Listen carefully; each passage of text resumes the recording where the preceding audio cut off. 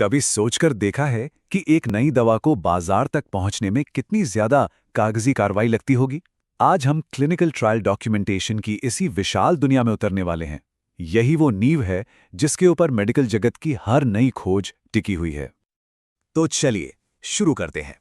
पहले हम इस कागजी कार्रवाई के पहाड़ को जरा दूर से देखेंगे, मतलब एक बड़ी तस्वीर समझेंगे। फिर कुछ बहुत जरूरी हिस्सों को आपस में जोड़ेंगे और आखिर में ये जानेंगे कि असल में ये सब इतना जरूरी क्यों है। हमारी ये जो पड़ताल है ये एक बहुत ही सीधे से सवाल से शुरू होती है, लेकिन इसका जवाब उतना सीधा है नहीं, बल्कि काफी घुमावदार है। सवाल ये है कि देखिए, इसका जवाब ना कोई जादुई गोली नहीं है। इसका जवाब मिलता है ढेरों सबूतों में, बहुत सारे डेटा, रिपोर्ट्स और डॉक्यूमेंट्स जिन्हें बड़ी मेहनत और सावधानी से इकट्ठा किया जाता है, और यही सब मिलकर साबित करते हैं कि हाँ, ये दवा काम करती है और सबसे जरूरी, ये सुरक्षित है। हर मेडिकल कामयाबी के पीछे सच में कागजों का एक पूरा पहाड़ खड़ा होता है। तो चलिए इस पहाड़ के बारे में थोड़ा और जानते हैं। ये क्यों है और ये कैसे हम सबका भरोसा जीतने में मदद करता है। अब जब हमने मान लिया है कि ये पहाड़ है, तो ये भी समझना जरूरी है कि ये टिका किस पर है। इस पूरे ढांचे के पीछे ना 3 बहुत ही मजबूत स्तंभ हैं, 3 पिलर्स। और ये हैं विश्वास के 3 स्तंभ। सबसे पहला, मरीज की सुरक्षा। दूसरा, डेटा की सच्चाई, मतलब डेटा इंटेग्रिटी। और तीसरा, नैतिक आचरण, यानी एथिकल कंडक्ट। सोच के देखिए, जो इन्फॉर्म्ड कंसेंट फॉर्म साइन होता है वो मरीज की सुरक्षा के लिए है, और जो लैब रिपोर्ट आती है वो डेटा की सच्चाई को बनाए रखती है। सब कुछ इन्हीं 3 चीजों के इर्द गिर्द घूमता है। तो ये जो ढांचा है ये आगे होने वाली हर चीज के लिए एक नैतिक और वैज्ञानिक नींव तैयार करता है। इससे ये पक्का हो जाता है कि जो रिसर्च हो रही है वो जिम्मेदारी से हो, भरोसेमंद हो और उसमें शामिल हर इंसान के अधिकारों का पूरा सम्मान हो। अब देखिए, कोई भी बड़ी चीज बनाने के लिए एक प्लान तो चाहिए ही होता है। एक इमारत के लिए जैसे ब्लूप्रिंट जरूरी है, बिल्कुल वैसे ही एक क्लिनिकल ट्रायल के लिए भी एक मास्टर प्लान चाहिए। और उस मास्टर प्लान को कहते हैं द क्लिनिकल स्टडी प्रोटोकॉल। इसे आप ट्रायल का मास्टर ब्लूप्रिंट समझ सकते हैं। ये एक रूल बुक है, एक इंस्ट्रक्शन मैनुअल जो हर चीज को कंट्रोल करता है। क्या किया जाएगा, कैसे किया जाएगा और सबसे जरूरी, क्यों किया जाएगा। ये प्रोटोकॉल पहले से ही हर जरूरी सवाल का जवाब दे देता है, जैसे इस ट्रायल में कौन हिस्सा ले सकता है और कौन नहीं, जो नतीजे आएंगे उन्हें नापा कैसे जाएगा और इसके नैतिक नियम क्या होंगे।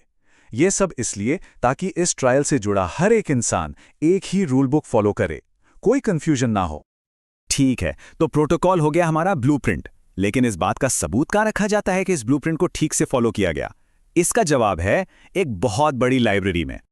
इस लाइब्रेरी का नाम है द ट्रायल मास्टर फाइल, यानी TMF। इसको आप एक एविडेंस लॉकर समझिए, जहां हर एक छोटा बड़ा दस्तावेज संभाल कर रखा जाता है। क्यों? ताकि जरूरत पड़ने पर कोई भी इस पूरे ट्रायल को शुरू से आखिर तक दोबारा रिकंस्ट्रक्ट कर सके, समझ सके। और हाँ, ये कोई छोटी मोटी लाइब्रेरी बिल्कुल नहीं है।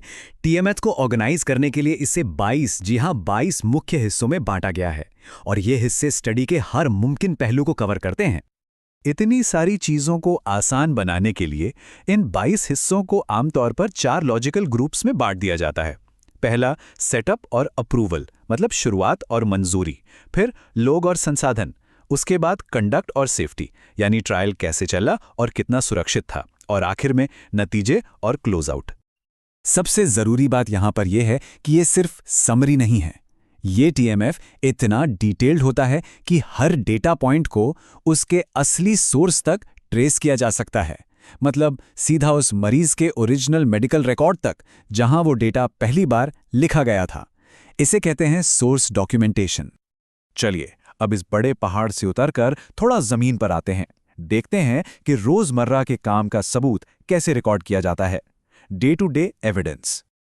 इसे ऐसे समझिए, एक तरफ है रूल बुक और दूसरी तरफ है गेम की रिकॉर्डिंग। SOPs यानी standard operating procedures rule book की तरह हैं।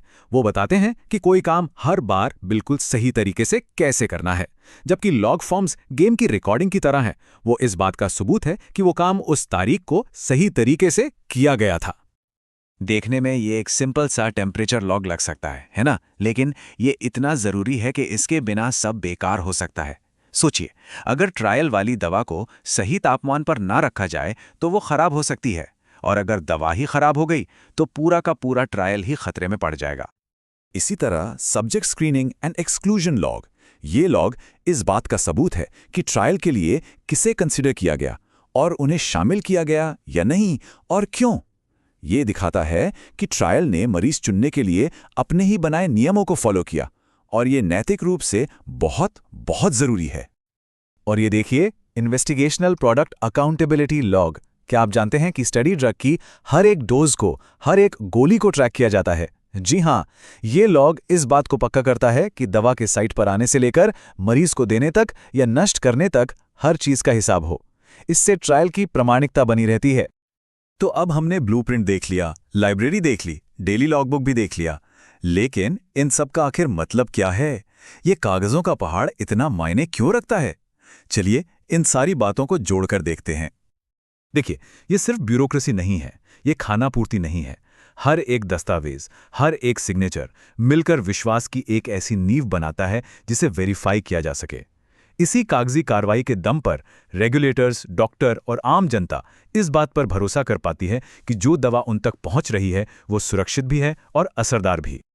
तो ये जो पूरा प्रोसेस है, ये मेडिकल सुरक्षा की रीढ़ की हड्डी है। इसके बिना सब कुछ आधारहीन है। लेकिन आज की इस तेजी से बदलती दुनिया में एक बड़ा सवाल सामने आता है। एक तरफ है इस प्रोसेस की जरूरी सख्ती, और दूसरी तरफ है नई दवाओं की तत्काल जरूरत। इन दोनों के बीच एक सही संतुलन कैसे बनाया जाए, ये एक ऐसा सवाल है जिसका जवाब आने वाला वक्त ही देगा, और शायद हम सबको मिलकर खोजना होगा।